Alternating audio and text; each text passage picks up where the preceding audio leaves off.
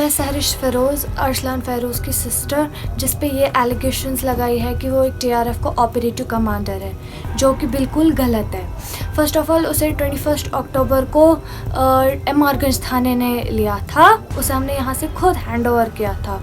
उस time in लोगों ने हमें रीज़न दिया था कि इसकी मोबाइल वेरिफिकेशन करनी है। फिर 6 डेज़ वो पुलिस स्टेशन में ही रहा, वहाँ से उसे JIC इस्लामाबाद शिफ्ट किया गया। फिर आफ्टर दैट उसको कार्गो रेफ़र किया गया। फिर 40 डेज़ के बाद उसे रिलीज़ किया गया पूरी क्लैरिटी के साथ। उसे एक क्लीन चिट दी गई, बोला कि तुम्हें कुछ नहीं निकला, तुम पूरे क्लियर हो, आप अच्छे से अब रह सकते हो। फिर 1 महीने तक तो सब कुछ शांत रहा। फिर वो परसों आता है थर्सडे की सुबह को 7 बजे NIA वाले। उन लोगों ने यहाँ पे रेड डाली, उन लोगों ने पूरे घर की तलाशी की। फिर एट लास्ट वो हमें बोलते हैं कि हमें अरसलान से कुछ क्वेश्चनिंग करनी है। तो फिर अरसलान यहाँ पे नहीं था, वो नानी हाल में था तब। तो हमने उसे वहाँ से लाया और हमने उसे खुद हैंड ओवर किया। इन लोगों ने ये बोला है कि हमने उसे अरेस्ट किया, बट इट्स नॉट ट्रू। हमने उसे यहाँ से खुद हैंड ओवर किया है।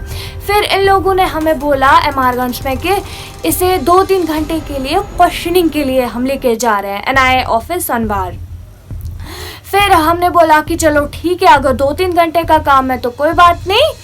फिर जब ये लिया इनको, तो फिर ये शाम को हमें कॉल कर रहे हैं। इन्होंने बोला कि आप इसके कपड़े वपड़े थोड़े से रेडी रखिएगा, तो मे बी इन्हें 2-3 दिन के लिए दिल्ली जाना होगा फॉर क्वेश्चनिंग।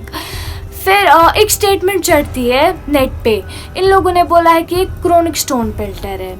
तो फिर सेकेंड डे हम जब कपड़े लेने गए, फिर इन लोगों को हमने पूछा वहाँ पे क्या मसला है। इन लोगों ने बोला कुछ नहीं, इसको बस क्वेश्चनिंग करनी है वहाँ पे, दैट्स ऑल। फिर हम जब घर पहुँचे तो ये लोग दूसरी स्टेटमेंट चढ़ाते हैं कि एक TRF को ऑपरेटिव कमांडर है। आप हमें खुदारा ये कहे, जब 40 डेज तक ये अंडर कस्टडी था, इसकी पूरी तरीके से वेरिफिकेशन हुई, वहाँ पे इसकी पूरी क्लैरिटी निकली, ये क्लियर निकला, तो इस एक दिन में, इस एक नाइट में इन लोगों ने इस पे इतनी एलिगेशंस क्यों लगाई? इन लोगों ने बोला था कि ये एक मैकेनिक है, वो बिल्कुल झूठ है। ये 12th में पढ़ता है और उसका प्रूफ मेरे पास ये है। इसका एग्ज़ाम था, वो भी मिस हुआ।